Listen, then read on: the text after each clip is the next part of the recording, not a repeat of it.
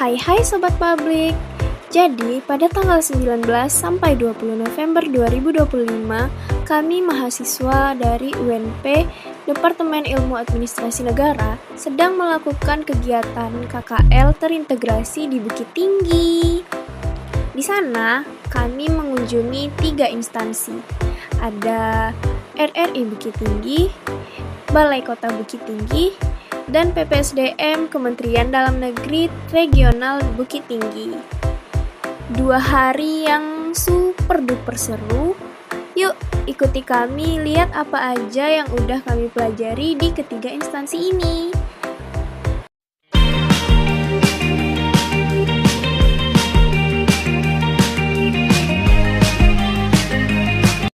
Assalamualaikum warahmatullahi wabarakatuh.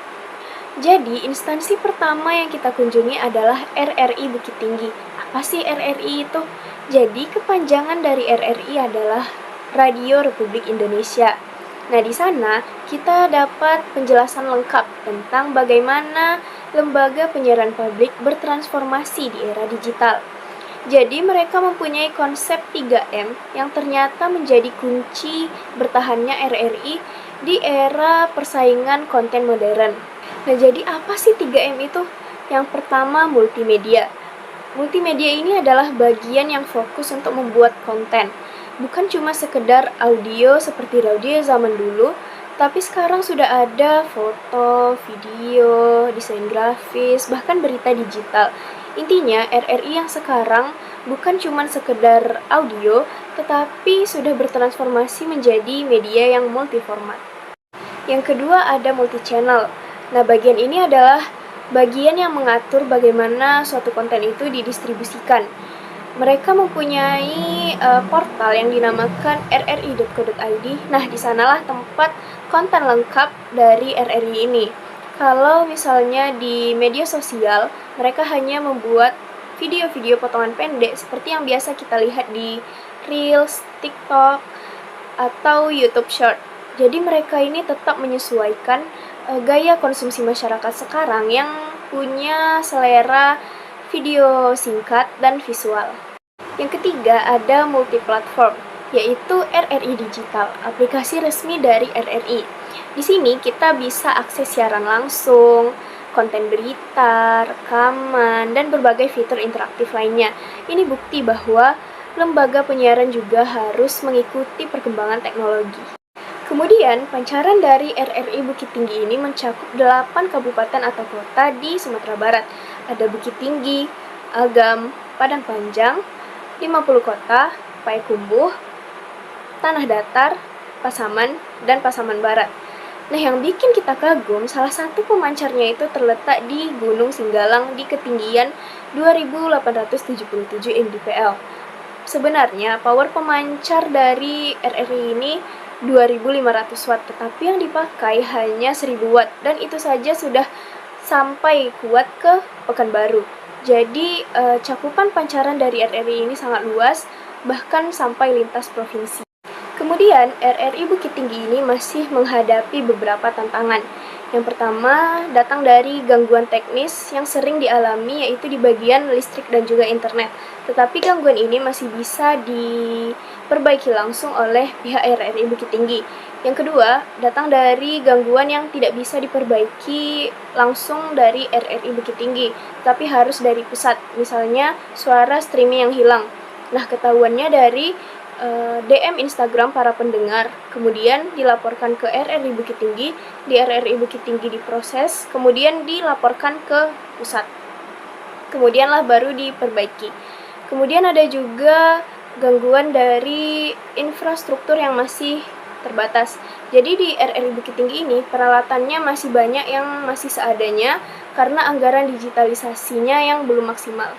Nah, kemudian di sana kita juga belajar hal yang menarik, teman-teman, yaitu bagaimana caranya mengakali algoritma atau membuat konten agar FYP kalau dalam bahasa kita.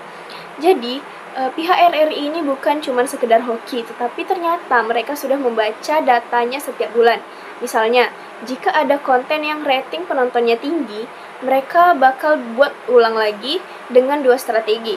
Yang pertama, pengulangan narasumber. Nah, pengulangan narasumber ini dilakukan jika narasumbernya terkenal dan mempunyai dampak yang besar. Jadi, narasumber itu bakal diundang lagi. Cara yang kedua ada pengulangan lokasi.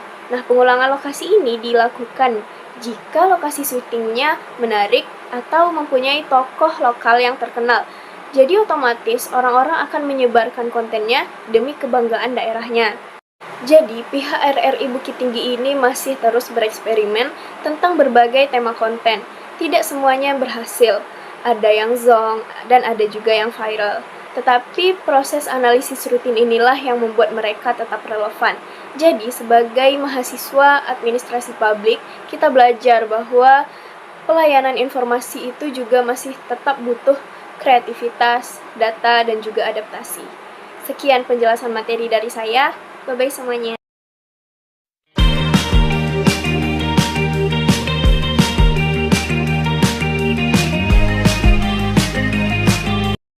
Assalamualaikum warahmatullahi wabarakatuh. Perkenalkan, nama saya Fikri Akmal dengan NIM 24042367.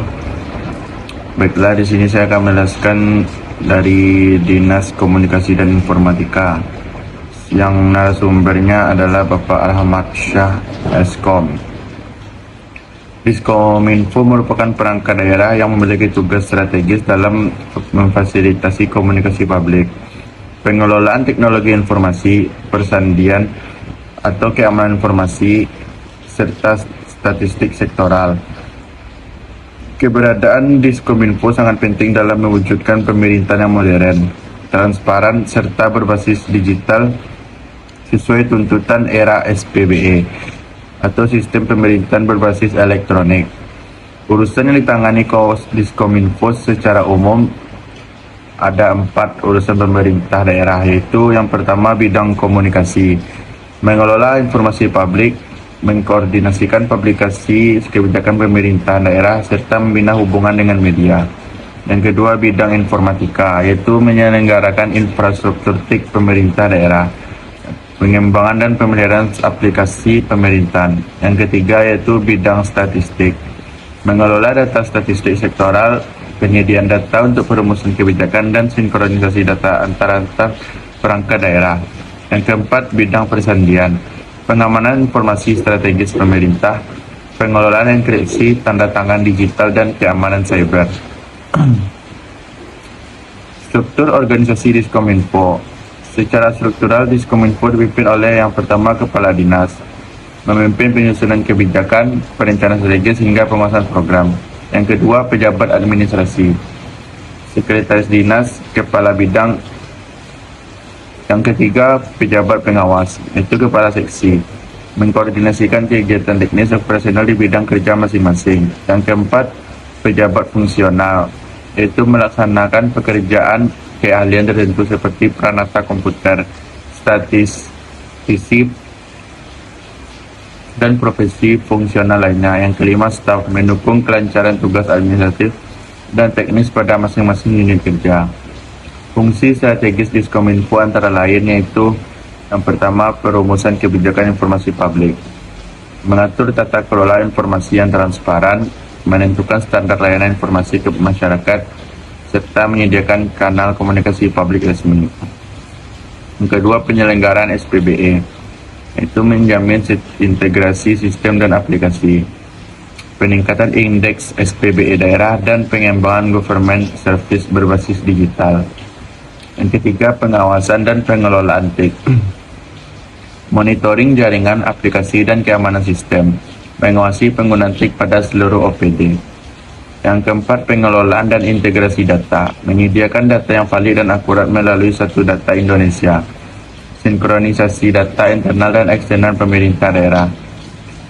Ruang lingkup Diskominfo antara lain yang pertama, aplikasi umum, aplikasi yang digunakan nasional oleh semua daerah di Indonesia, contoh sistem pemerintahan daerah dan aplikasi umum lainnya dari Kemendagri atau Kominfo. Dua, aplikasi khusus, aplikasi yang dikembangkan sendiri oleh pemerintah daerah atau kementerian tertentu untuk kebutuhan spesifik.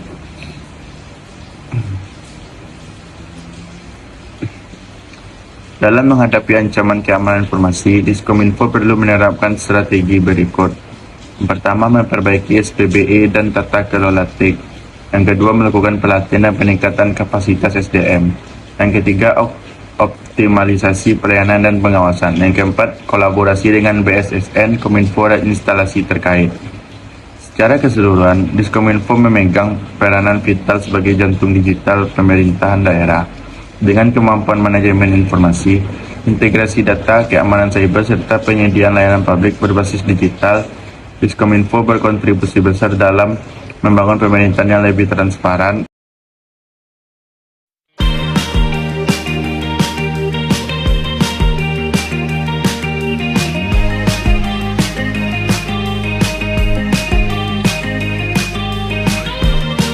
Assalamualaikum warahmatullahi wabarakatuh. Kami ke lembaga yang ketiga, yaitu lembaga PPSDM Kemendagri Regional Bukit Tinggi. Jadi kepanjangan PPSDM ini adalah Pusat Pengembangan Sumber Daya Manusia. Nah, lembaga ini berada di bawah Kementerian Dalam Negeri yang bertanggung jawab untuk meningkatkan kompetensi aparatur pemerintah. PPSDM ini juga berperan dalam menyelenggarakan pelatihan, pembinaan, sertifikasi, serta menyediakan sistem administrasi yang mendukung peningkatan kualitas ASN di seluruh wilayah Indonesia.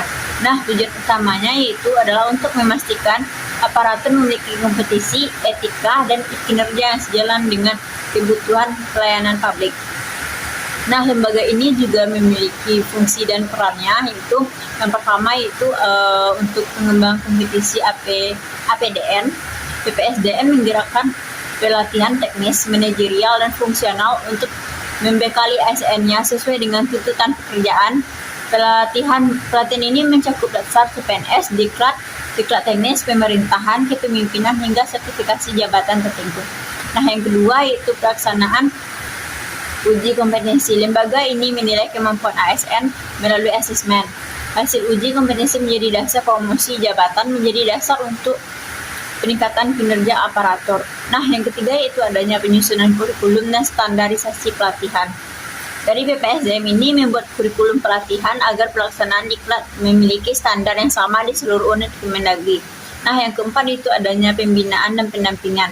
Memberikan bimbingan teknis pada instansi pemerintah daerah terkait pengembangan SDM, manajemen pelatihan, serta penerapan aplikasi digital pemerintah. Nah, selanjutnya yaitu ada sistem aplikasi yang digunakan oleh lembaga PPSDM ini. Nah, yang pertama yaitu kertas kerja Widya Kertas Kerja. Kertas kerja ini digunakan untuk menyusun materi pelatihan, mengisi jurnal mengajar, melakukan penilaian peserta, dan melaporkan kegiatan pembelajaran secara elektronik.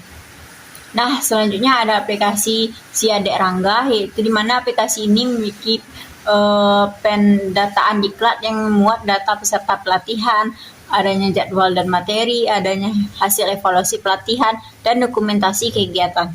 Nah, yang ketiga yaitu adanya aplikasi Sakato. Aplikasi ini merupakan pengembangan dari Si Adek Rangga dengan fitur lebih lengkap seperti monitoring pelatihan secara real time, integrasi laporan, sistem pelaporan digital yang lebih efisien. Nah, yang keempat ada namanya aplikasi Siap, di mana aplikasi ini untuk perhitungan dan penilaian kinerja pegawai. Sistem ini membantu instansi untuk mencapai kinerja ASN secara objektif.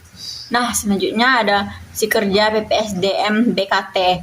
Digunakan di lingkungan PPSDM Bukit Tinggi untuk mencatat aktivitas harian pegawai serta menilai pencapaian SKP secara elektronik.